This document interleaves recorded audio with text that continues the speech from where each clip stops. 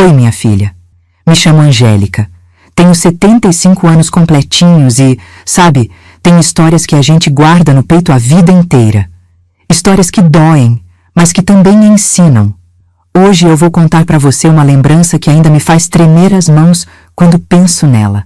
Eu estava aqui na minha cadeira de sempre, tomando meu café da tarde, quando o cheiro da chuva batendo no quintal me trouxe tudo de volta. É engraçado como os cheiros fazem isso com a gente, né? De repente, eu não estava mais aqui na minha casinha arrumadinha. Eu estava lá, naquele terreno afastado, com meus 11 anos, tremendo de medo junto com meus irmãos. Foi numa noite de tempestade que minha mãe, Dona Alzira, salvou nossas vidas de um jeito que até hoje me deixa impressionada. Ela nos escondeu num buraco de poço, minha filha. Sim, um buraco no chão, molhado, escuro, mas que foi nosso refúgio quando a morte bateu na nossa porta. Deixa eu te contar direito como foi.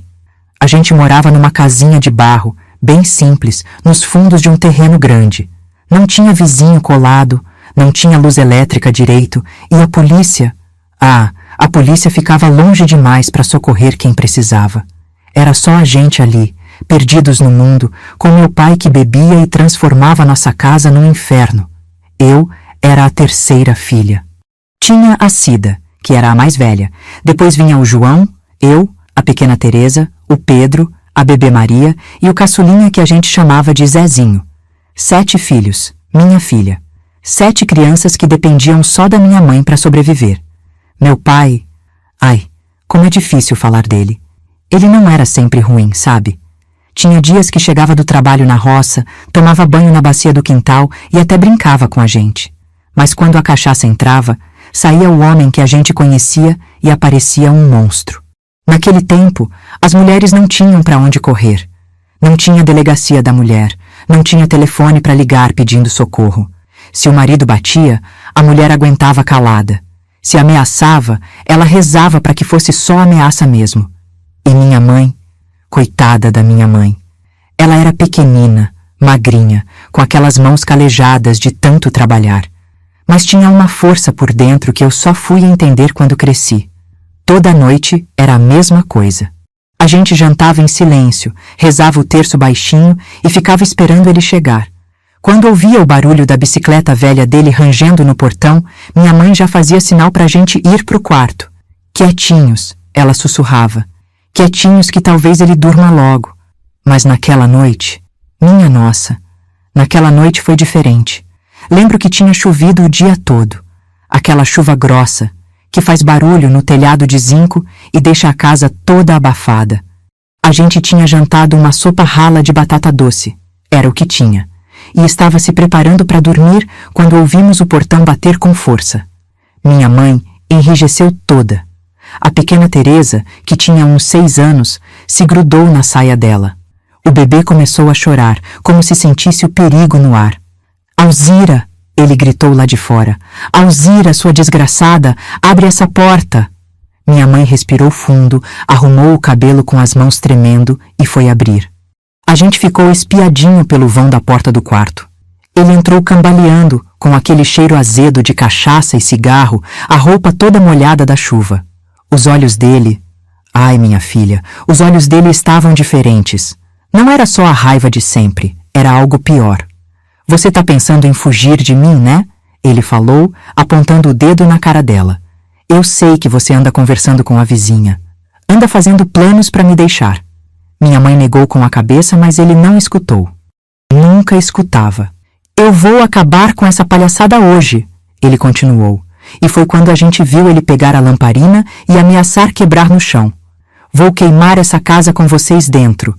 Assim vocês não saem mais de perto de mim. Minha filha, eu nunca vou esquecer o que senti naquela hora. Era como se o mundo tivesse parado. A chuva batendo no telhado, o cheiro do querosene da lamparina e aquele homem falando em nos matar como se fosse a coisa mais normal do mundo. Mas minha mãe... minha mãe era esperta, mais esperta do que ele jamais imaginou. Tá bom, Barnabé, ela falou, com aquela voz mansa que usava quando queria acalmar ele. Tá bom, não precisa disso. As crianças estão com medo. Ele riu daquele jeito amargo e foi para a cozinha.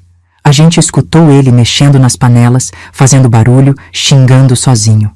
Minha mãe veio rapidinho até o quarto e sussurrou: "Escutem bem, vocês vão sair pela janela dos fundos, um por vez, sem fazer barulho. Vão pro quintal e me esperem perto da goiabeira. Entenderam?" A Cida, que era a mais velha, perguntou: "E a senhora, mãe?" "Eu vou ficar aqui um pouquinho, para ele não desconfiar. Depois eu vou atrás de vocês." "Minha filha," a gente obedeceu sem questionar.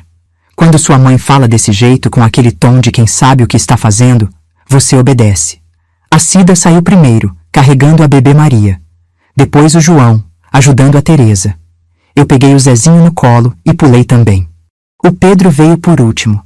A chuva estava caindo forte e a gente ficou ali, molhando, tremendo, esperando.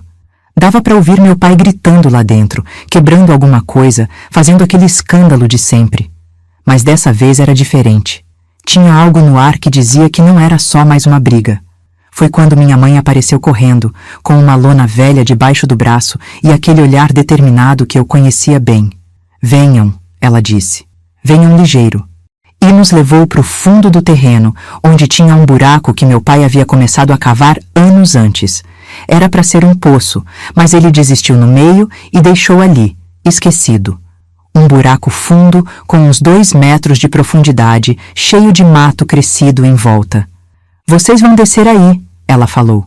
"Vão ficar quietinhos, juntinhos, até eu voltar buscar vocês."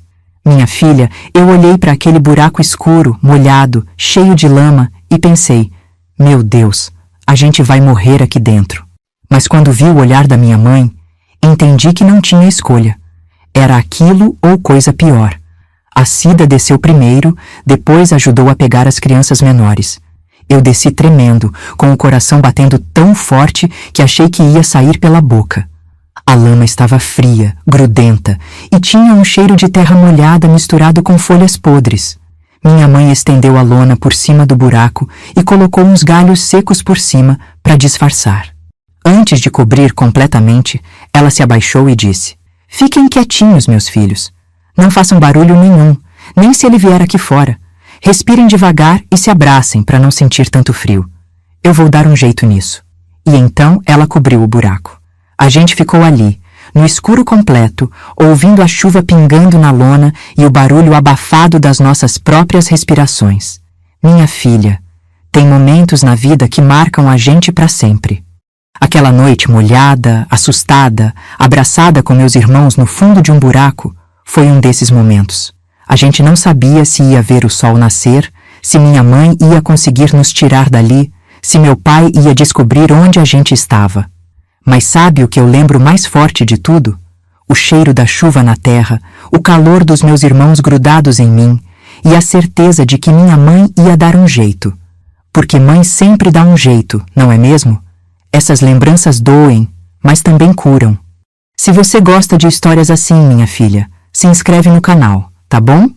A gente precisa guardar essas memórias. Tem tanta coisa que as pessoas de hoje não sabem sobre o que a gente passou, sobre a força que as mulheres da nossa época tiveram que ter. Agora deixa eu tomar um golinho d'água aqui, que a garganta ressecou de tanto falar. Na próxima parte, eu vou contar para você o que aconteceu durante aquela noite longa no buraco e como minha mãe conseguiu salvar nossas vidas com uma coragem que ainda me impressiona. Minha filha, onde eu parei mesmo? Ah, sim. A gente estava no buraco, no escuro, ouvindo a chuva pingar na lona que minha mãe tinha colocado por cima. Sabe, tem coisas na vida que você só entende quando fica mais velha. Naquela época, eu era só uma menina de 11 anos, assustada, querendo que aquilo acabasse logo. Mas hoje, aos meus 75 anos, eu compreendo a inteligência da minha mãe.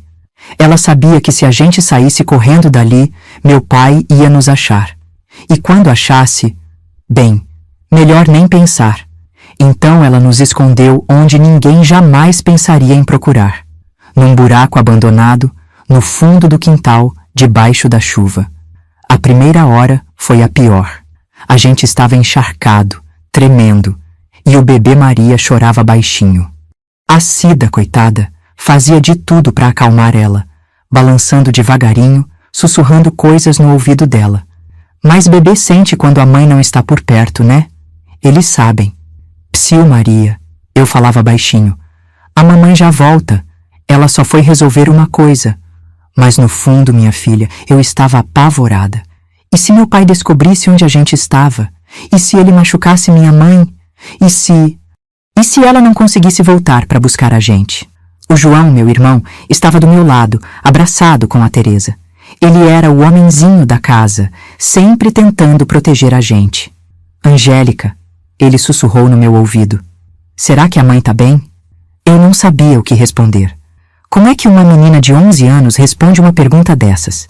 Então eu só apertei a mão dele e falei: Tá, João, a mãe sempre dá um jeito. Mas lá no fundo do peito, eu rezava. Rezava tanto que acho que até esqueci as palavras direito. Meu Deus, protege a mamãe. Não deixa ele fazer mal para ela. Não deixa ele descobrir onde a gente tá. Dali de dentro do buraco, a gente escutava tudo. O barulho da chuva, que às vezes diminuía, às vezes aumentava. E lá da casa chegavam os gritos do meu pai. Ele quebrava as coisas, xingava, batia nas paredes. Uma hora escutamos ele gritando: Alzira, onde vocês se meteram? Eu sei que vocês estão aí. Minha filha, quando a gente escutou isso, a gente se abraçou mais forte ainda. O coração da gente estava batendo tão alto que eu tinha medo dele escutar de longe. A pequena Teresa tremia tanto que os dentes dela batiam. Eu peguei ela no colo e cobri a boca dela com a minha mão, com cuidado, só para ela não fazer barulho sem querer. Quietinhos, eu sussurrava igual minha mãe fazia. Quietinhos. Passou um tempo, não sei quanto, porque criança não tem noção de tempo quando está com medo, e a gente escutou a porta da casa bater forte. Depois, silêncio. Será que ele tinha saído? Será que minha mãe estava bem? Foi quando a Cida falou baixinho: Vocês acham que a gente devia sair daqui? Não, eu respondi rápido demais. A mãe disse para ficar aqui até ela voltar. Se a gente sair e ele tiver só fingindo que foi embora. A Cida concordou. Ela era a mais velha, tinha uns 13 anos e já entendia melhor as coisas. É verdade, Angélica. A mãe sabe o que está fazendo. Mas, minha filha, quanto mais o tempo passava, mais difícil ficava. A lama do buraco estava grudando nas nossas roupas, nos nossos cabelos. A gente estava com frio, com fome e o pior, com medo. Aquele medo que vai subindo pela barriga e aperta o peito da gente. O pequeno Pedro, que tinha uns 4 anos, começou a chorar. Eu quero sair daqui, ele falava. Eu quero a mamãe. Eu também quero, Pedro, eu falei, fazendo carinho na cabeça dele. Mas a gente precisa ser corajoso. Lembra da história que a mamãe conta, do menino que se escondeu na caverna e salvou a família dele dos homens maus? Ele fez que sim com a cabeça, fungando o nariz. Então a gente é igual àquele menino. A gente está se escondendo para ficar seguro. Sabe, minha filha, naquela hora eu me senti crescida. Eu era só uma menina, mas estava cuidando dos meus irmãos menores, tentando ser forte por eles. É engraçado como as situações difíceis fazem a gente crescer antes da hora, né? Deve ter sido umas 2 horas da madrugada quando a gente escutou passos no quintal. Pisadas devagar, como de quem não quer fazer barulho. Meu coração disparou. Será que era meu pai? Será que ele tinha descoberto onde a gente estava? A gente ficou que nem estátua. Nem respirava direito. As pisadas pararam bem perto do buraco. A gente escutou alguém mexendo na lona, afastando os galhos. Meus filhos, veio a voz baixinha da minha mãe. Meus filhos, vocês estão aí? Minha filha, eu nunca vou esquecer o alívio que senti quando escutei aquela voz. Era como se o mundo tivesse voltado ao lugar. A Cida foi a primeira a responder. Mãe, a gente tá aqui. Ela afastou a lona e a gente viu o rostinho dela na penumbra. Tinha uma marca roxa no rosto, os cabelos despenteados, mas ela estava viva. Estava ali. Graças a Deus, ela sussurrou. Graças a Deus vocês estão bem. Mas ela não mandou a gente sair ainda. Sabe por quê? Porque minha mãe era esperta. Ela sabia que meu pai podia estar fingindo que havia dormido, esperando a gente aparecer. Ele tá dormindo, ela falou baixinho. Mas dormindo bêbado é diferente de dormir normal. Ele pode acordar a qualquer hora. Vocês vão ter que ficar aqui mais um pouquinho, só até clarear o dia. Ela tinha trazido uma mantinha velha e um pouquinho de água numa cuia. Tomem um golinho cada um, ela falou. E se cubram com isso. Eu vou ficar aqui perto, vigiando. Minha mãe se sentou na beirada do buraco, com as pernas balançando para dentro, e ficou ali, guardando a gente. De vez em quando ela falava alguma coisa, para a gente não esquecer que ela estava ali. Meus filhos, ela dizia, vocês são os meninos mais corajosos que eu conheço. Quando vocês crescerem, vão lembrar desta noite e vão saber que conseguem passar por qualquer coisa. Naquela hora, eu não entendia direito o que ela queria dizer, mas hoje eu entendo. Ela estava nos ensinando que a gente era forte, que a gente conseguia aguentar as dificuldades, que mesmo num buraco, molhados e assustados, a gente era uma família. Deve ter sido umas 5 da manhã quando ela falou. Agora sim. Agora a gente vai sair daqui. Ela ajudou a tirar a gente, um por um. Primeiro a bebê Maria, depois a Teresa, o Pedro, o Zezinho, eu, o João e por último a Cida. A gente estava sujo de lama, fedendo a terra molhada, com a roupa grudada no corpo. Mas a gente estava vivo. Minha mãe nos levou até a cozinha, acendeu o fogão a lenha e pôs água para esquentar. Deu banho em cada um de nós, com cuidado, como se a gente fosse de porcelana. Depois, deu um mingau ralo de fubá e mandou a gente deitar na cama dela. Durmam, ela falou. Durmam que eu vou cuidar de tudo. Meu pai estava caído no chão da sala, roncando alto, com aquele cheiro azedo de quem bebeu demais.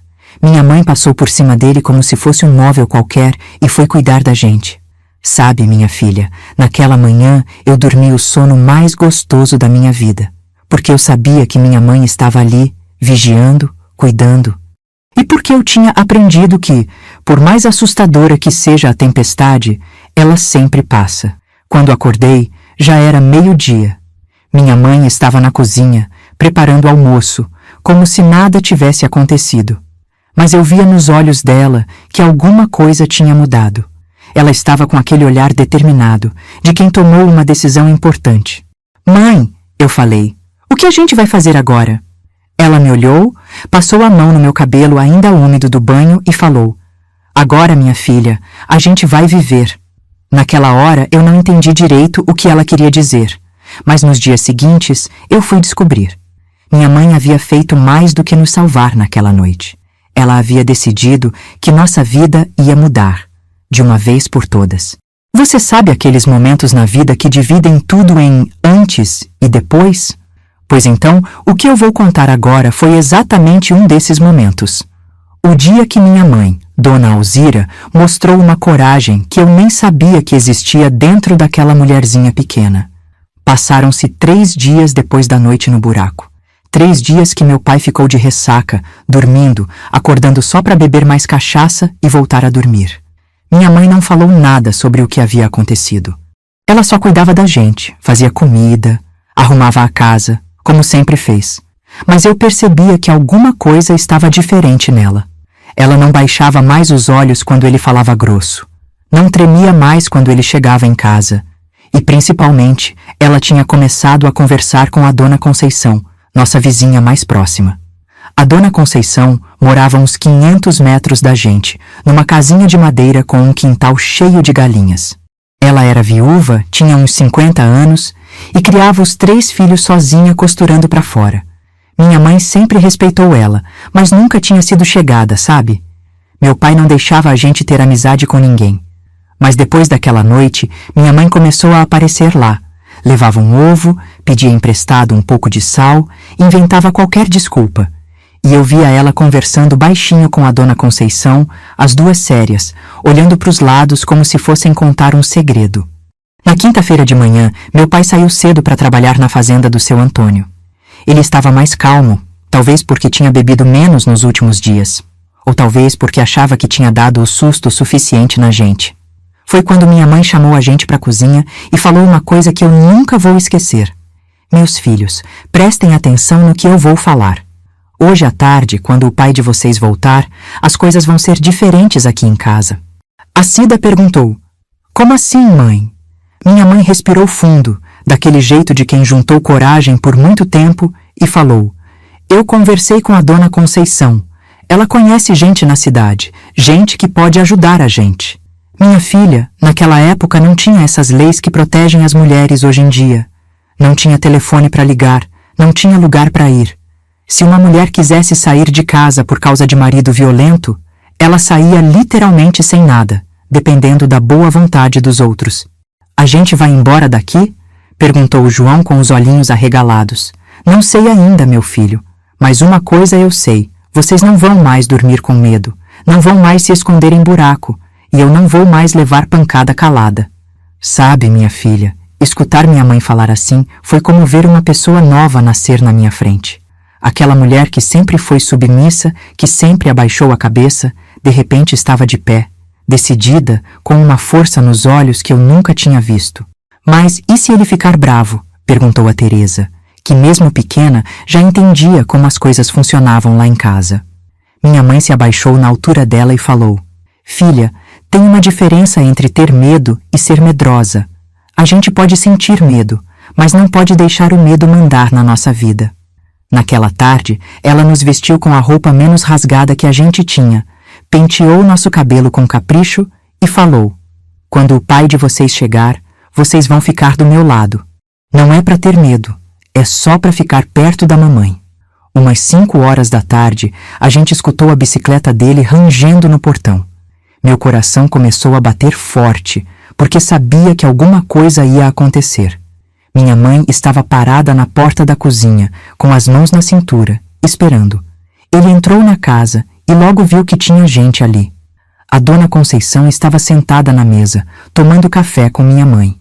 E junto com ela tinha um homem que eu não conhecia.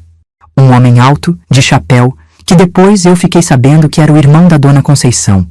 Que diabo está acontecendo aqui? Meu pai perguntou, já com aquela voz grossa de quem estava procurando briga. Minha mãe não respondeu. Quem respondeu foi a dona Conceição. Boa tarde, seu Barnabé. Eu vim aqui conversar com a dona Alzira sobre um assunto importante. Assunto importante é o escambau. Esta aqui é minha casa, e eu não autorizei visita nenhuma.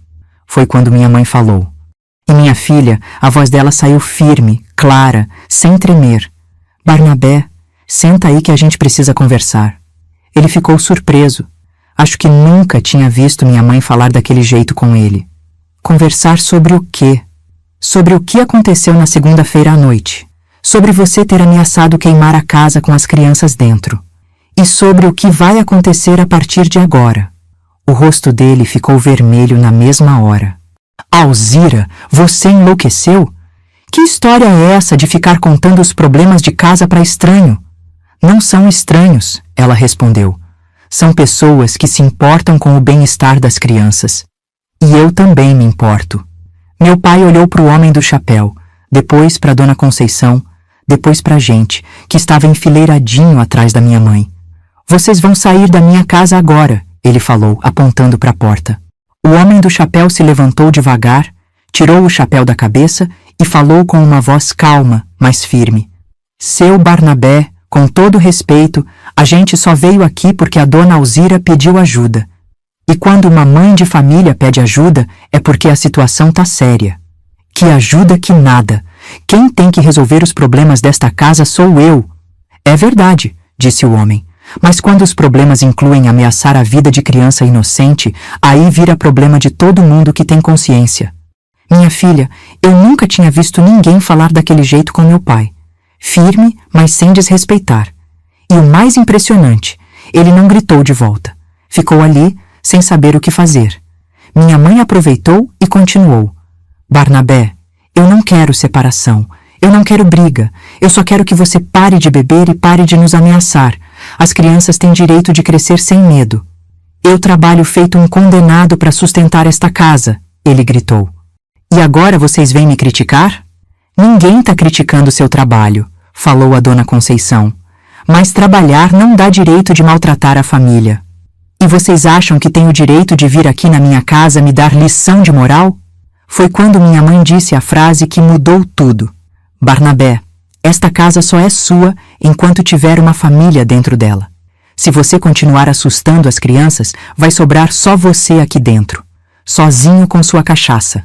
Minha filha, o silêncio que se fez naquela cozinha foi tão pesado que dava para ouvir a respiração de todo mundo. Meu pai olhou para minha mãe como se estivesse vendo ela pela primeira vez na vida. Você tá me ameaçando, Alzira?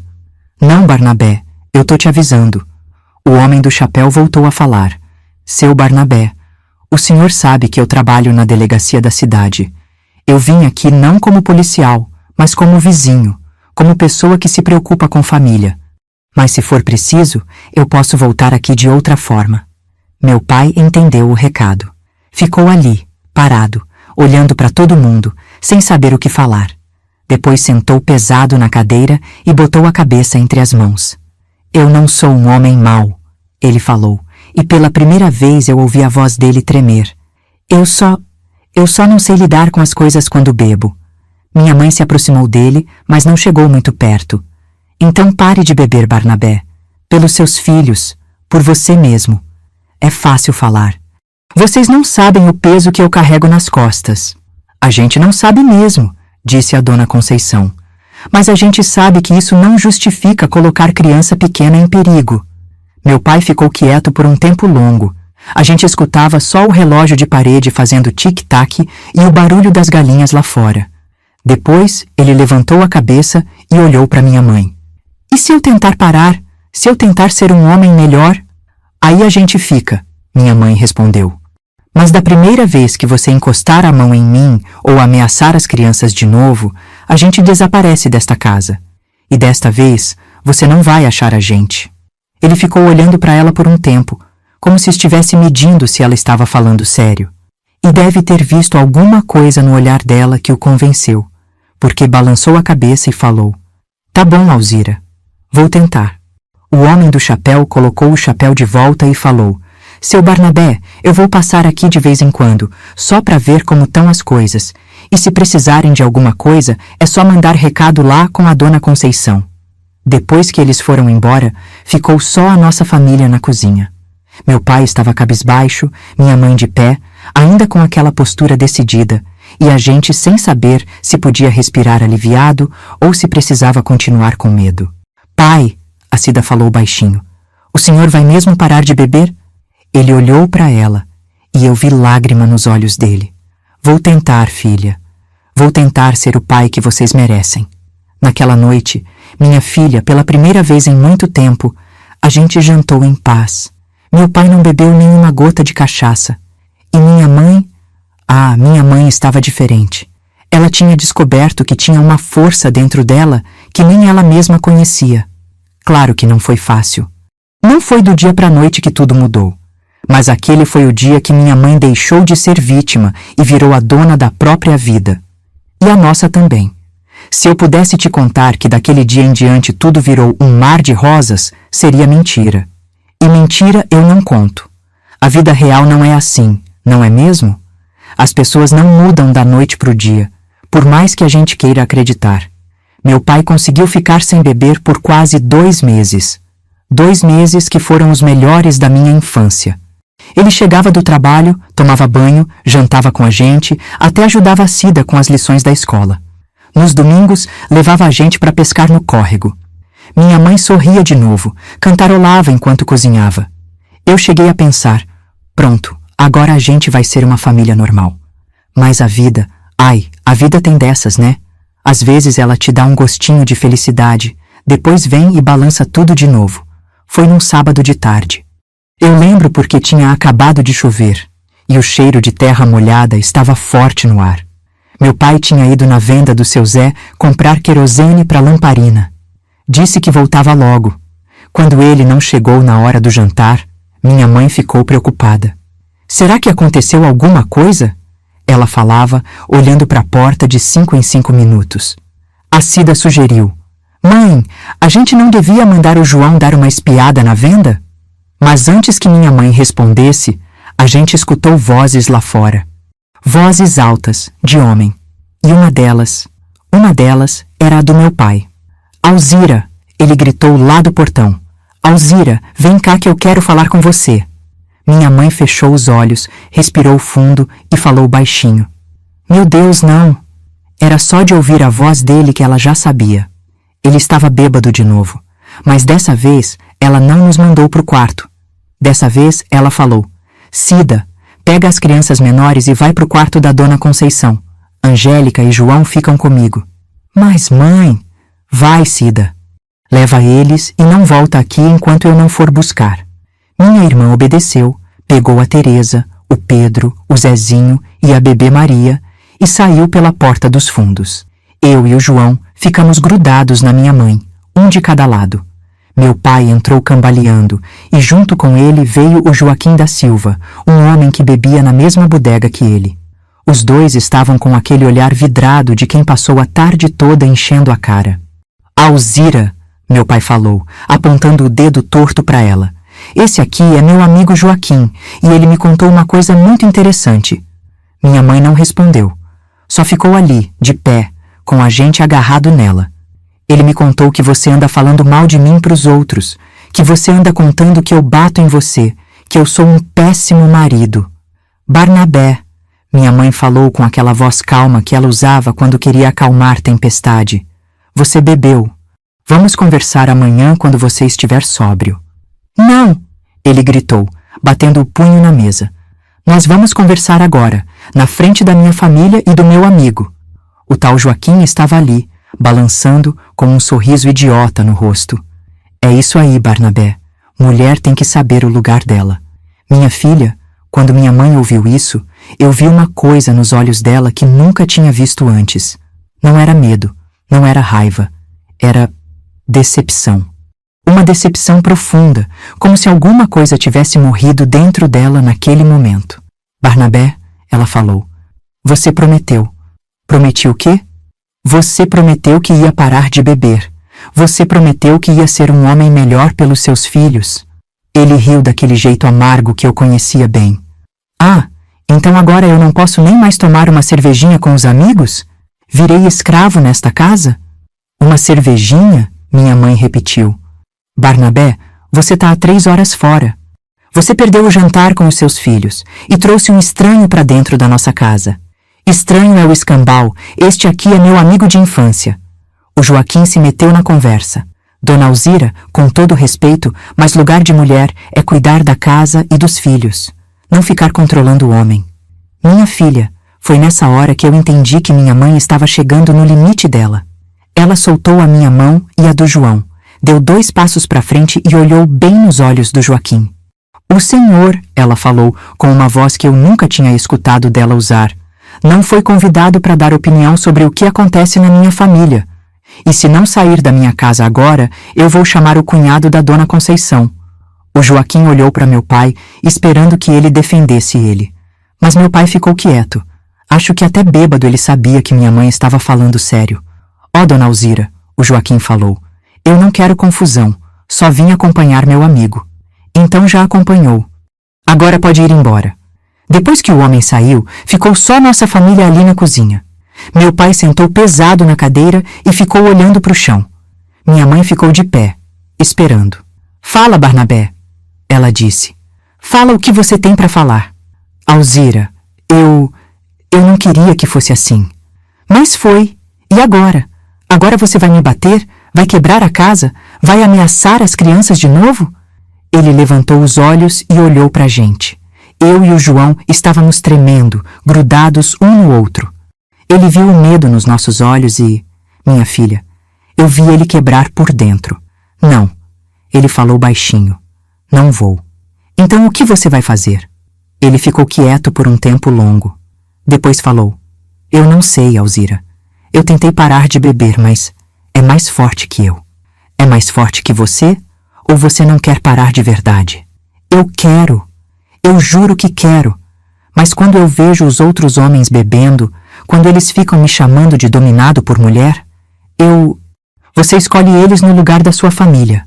Minha filha, foi nessa hora que eu entendi uma coisa que me marca até hoje. Meu pai não era só um homem violento. Ele era um homem fraco. Fraco demais para enfrentar os próprios problemas. Fraco demais para fazer as escolhas certas. Fraco demais para ser o pai que a gente precisava. Alzira, ele falou, me dá mais uma chance. Minha mãe olhou para ele por um tempo longo. Depois olhou para mim e para o João. Depois voltou a olhar para ele. Barnabé, quantas chances você acha que uma pessoa pode dar? Só mais uma. Eu prometo que... Não, ela cortou ele. Não prometa mais nada. Suas promessas não valem nada. Ele ficou de cabeça baixa, como um menino que aprontou alguma coisa. Então você vai me deixar? Eu não vou te deixar, Barnabé. Você que escolheu a cachaça no lugar da família. Eu só vou aceitar a sua escolha. Naquela noite, minha mãe preparou uma trouxinha com as roupas da gente e falou: amanhã cedo, antes dele acordar, a gente vai para casa da dona Conceição, só até decidir o que fazer. E o pai? Perguntou o João. O pai vai decidir se quer ser pai de verdade ou se quer continuar sendo filho da cachaça. Minha filha, aquela foi a última noite que a gente dormiu naquela casa. Minha mãe ficou acordada a noite toda, sentada na cadeira da cozinha, vigiando.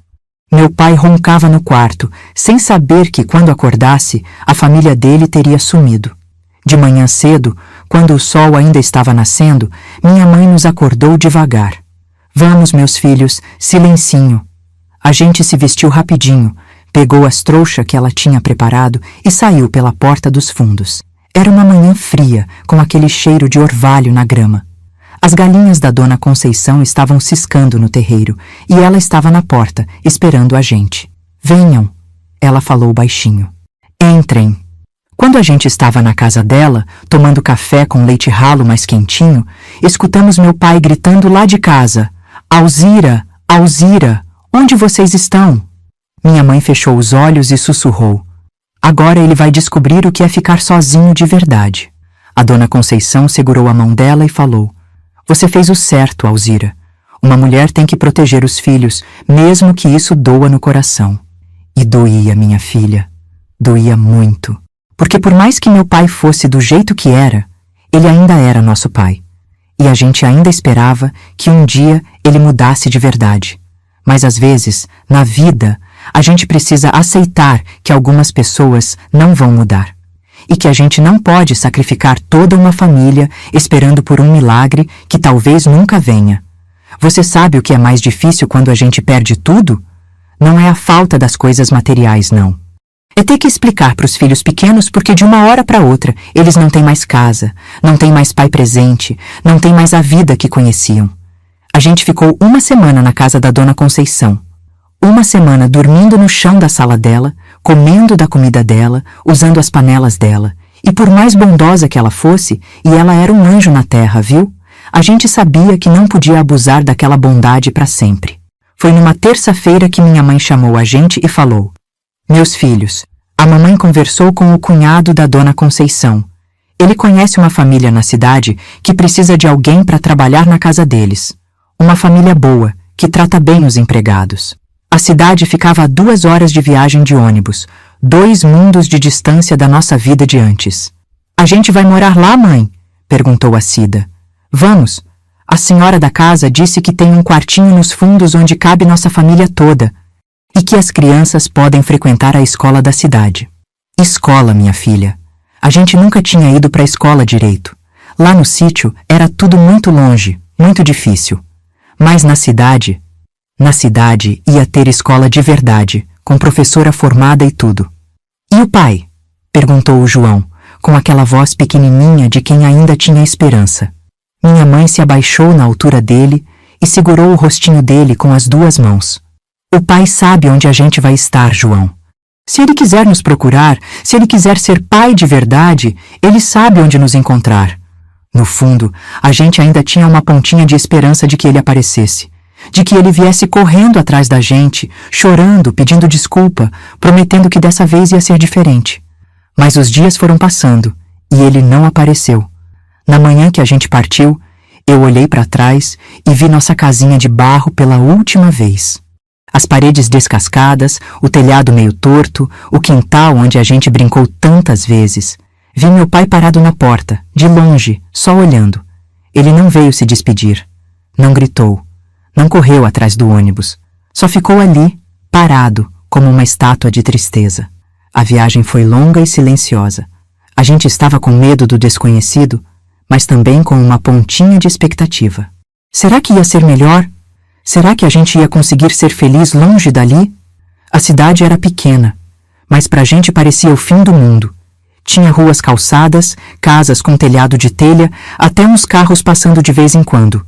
E as pessoas... Ai, minha filha... As pessoas se vestiam diferente, falavam diferente, tinham um jeito de cidade que a gente não conhecia. A família que ia nos acolher era a família do Dr. Antônio e da Dona Carmen. Ele era médico, ela era professora aposentada. Tinham uma casa grande, com jardim na frente e quintal espaçoso nos fundos. E nos fundos mesmo, como a Dona Carmen tinha falado, tinha um quartinho simples, mas limpo, com 2 camas de solteiro e um banheiro pequeno. É aqui que vocês vão morar, ela disse, com aquele sorriso gentil de quem quer ajudar. Não é muito grande, mas é de vocês. Minha mãe agradeceu tanto que chegou a ficar sem graça. A senhora não sabe como a gente tá grata, Dona Carmen. Imagine, Dona Alzira. A gente precisa uma da outra. Eu preciso de alguém para me ajudar com a casa. E vocês precisam de um lugar para recomeçar. É uma troca justa. E foi assim que nossa nova vida começou. Minha mãe trabalhava na casa grande durante o dia. Limpava, cozinhava, lavava roupa. Não era fácil, mas ela fazia tudo com tanto capricho que logo a Dona Carmen estava elogiando ela para todo mundo. A Alzira tem mão de ouro, ela falava para os vizinhos. A comida dela é melhor que a minha, e olha que eu me acho boa cozinheira. E a gente? A gente foi para a escola, minha filha. Todos nós, até a pequena Teresa, que tinha 6 anos. A primeira vez que eu entrei numa sala de aula de verdade, com carteiras enfileiradas, quadro negro na parede e professora de vestido engomado, eu pensei que estava sonhando. A professora Marta era uma mulher jovem, de uns 30 anos, que tinha uma paciência de santa com a gente. Porque, vou te contar, a gente não sabia quase nada. Eu, com meus 11 anos, mal sabia escrever o próprio nome direito. Não tem problema, ela falava. A gente vai no ritmo de cada um. O importante é ter vontade de aprender. E vontade a gente tinha de sobra. A Cida era a mais esperta de todos nós. Em 6 meses, ela já estava lendo sozinha e ajudando os irmãos menores com as lições. Eu me esforçava tanto que a professora Marta chegou a chamar minha mãe para conversar. Dona Alzira, ela falou, a Angélica tem uma dedicação que eu nunca vi. Ela faz todas as tarefas, presta atenção em tudo e ainda ajuda os colegas que têm dificuldade. Minha mãe ficou tão orgulhosa que os olhos dela brilharam de lágrima. É que a gente nunca teve oportunidade antes, professora. Agora que tem, a gente quer aproveitar. Nos fins de semana, quando não tinha aula, a gente ajudava minha mãe na casa grande. A Dona Carmen gostava da nossa presença. Ela não tinha filhos e dizia que a casa ficava mais alegre com a gente por perto. Alzira, ela falava para minha mãe, seus filhos são bem educados, vocês criaram eles direito. E era verdade. Mesmo com toda a dificuldade que a gente passou, minha mãe sempre ensinou a gente a ser respeitoso, a ajudar uns aos outros, a não pegar o que não era nosso. Pobre não significa sem educação, ela sempre dizia. Passou-se um ano inteiro sem notícia do meu pai. A gente ainda falava dele de vez em quando, mas já não era com aquela expectativa de que ele ia aparecer. Era mais como uma lembrança distante, como quando a gente lembra de alguém que morreu. Foi num domingo de tarde que a vida nos trouxe uma surpresa. A gente estava brincando no quintal quando a Dona Conceição apareceu na casa da Dona Carmen. Ela tinha vindo à cidade resolver uns papéis e aproveitou para nos visitar. Como vocês cresceram, ela falava, abraçando cada um de nós. E como estão bonitos, bem cuidados. Ela conversou com minha mãe por horas, contou novidades do sítio, falou dos vizinhos e no final, quando já estava se despedindo, ela falou baixinho, só para minha mãe escutar. Alzira, o Barnabé vendeu a casa, juntou o dinheiro, comprou uma passagem e foi embora. Ninguém sabe para onde. Minha mãe ficou quieta por um momento. Depois perguntou. Ele perguntou da gente? Perguntou. Queria saber se eu sabia onde vocês estavam. Eu disse que sabia, mas que não ia contar. Falei que se ele quisesse encontrar vocês, era só parar de beber e ir atrás. E ele parou? A Dona Conceição balançou a cabeça. Não, Alzira. Ele ficou pior ainda depois que vocês saíram. Bebia todo dia, não trabalhava mais, vivia pedindo dinheiro emprestado para os outros. Naquela noite, depois que a Dona Conceição foi embora, minha mãe nos chamou para conversar. Meus filhos, vocês ouviram o que a dona Conceição falou sobre o pai de vocês? A gente fez que sim com a cabeça. Então vocês sabem que agora é só a gente mesmo. Não vai ter mais volta, não vai ter mais esperança de reconciliação. É só a mãe e vocês contra o mundo. A Cida perguntou: A senhora tá triste, mãe? Minha mãe pensou um pouquinho antes de responder. Não, filha. Eu tô aliviada, porque agora eu sei que a decisão que tomei foi a certa. Se eu tivesse ficado, esperando ele mudar, vocês não estariam na escola hoje. Não teriam essa chance de ter uma vida melhor. E era verdade, minha filha. Se a gente tivesse ficado lá, esperando ele se endireitar, a gente teria perdido a oportunidade da nossa vida. Porque é isso que acontece quando a gente fica preso numa situação ruim. A gente perde as chances boas que aparecem. Daquele dia em diante, a gente parou de falar do meu pai como se ele fosse voltar. A gente falava dele como uma pessoa que existiu na nossa vida, que nos deu coisas boas. Porque deu, viu? Não era só coisa ruim. Ele nos deu a vida, nos ensinou algumas coisas boas também, mas que escolheu um caminho diferente do nosso. A nossa vida na cidade foi ficando cada vez melhor. A Cida terminou os estudos e virou ajudante da professora Marta. Eu aprendi a costurar com a dona Carmen e comecei a fazer roupas para fora. O João virou o menino mais esperto da escola dele. E os pequenos? Ai, os pequenos cresceram fortes e saudáveis, sem medo, sem sobressalto. Minha mãe continuou trabalhando na casa da dona Carmen até ficar velhinha, e a dona Carmen tratou ela como família a vida toda. Quando minha mãe morreu, anos depois, a dona Carmen chorou tanto que parecia que tinha perdido uma irmã. Sabe, minha filha, contando essa história hoje, aos meus 75 anos, eu vejo como minha mãe foi corajosa. Não só naquela noite que ela nos escondeu no buraco, mas todo dia, durante anos, escolhendo recomeçar ao invés de desistir, escolhendo a esperança ao invés do medo. Eu já nem achava que contaria isso um dia, mas quem sabe alguém se sinta menos sozinha ouvindo. Tem tanta mulher por aí passando pela mesma coisa que a gente passou, achando que não tem saída, que tem que aguentar para sempre. Mas sempre tem saída, minha filha. Sempre tem uma dona Conceição disposta a ajudar. Sempre tem uma chance de recomeçar. É só ter coragem de dar o primeiro passo. Depois de contar essa história toda, eu fico aqui pensando em como a vida é cheia de voltas, né? Hoje, aos meus 75 anos, sentada na minha casinha arrumadinha, com o cheiro do café da tarde ainda quentinho na mesa, parece até mentira que eu já passei por tudo isso que contei para você. Sabe o que mais me impressiona? É como o tempo cura as feridas, mas não apaga as lições. Eu não sinto mais raiva do meu pai. Não sinto mais mágoa. Sinto... Como é que eu posso explicar? Sinto uma tristeza mansa, como quem lamenta uma oportunidade perdida. Porque ele perdeu, viu? Ele perdeu ver os filhos dele crescerem, se formarem, construírem famílias bonitas. Perdeu conhecer os netos, perdeu ser amado de verdade. Trocou tudo isso por uma garrafa de cachaça. Que troca triste, não é mesmo? Eu me casei quando tinha 23 anos, com o seu Vicente, um homem bom que conheci na cidade. Ele sabia da minha história toda, e mesmo assim quis construir uma vida comigo. Angélica, ele falava, o passado ensina, mas não define quem a gente é hoje. Tivemos 3 filhos lindos, a Rosa, o Miguel e a pequena Lúcia. E sabe o que eu fiz? Contei para eles, desde pequenos, a história da avó Alzira e do buraco que salvou nossas vidas. Não para assustar, não para eles ficarem com trauma, mas para eles entenderem de onde vinham, que força corria nas veias deles. Vocês são descendentes de uma mulher corajosa, eu sempre falava. Se um dia a vida apertar, vocês lembrem da bisavó Alzira e da força que ela tinha. Minha mãe, Dona Alzira, viveu até os 78 anos. Morreu dormindo, tranquila, na casa da Dona Carmen, que cuidou dela até o final como se fosse família de sangue.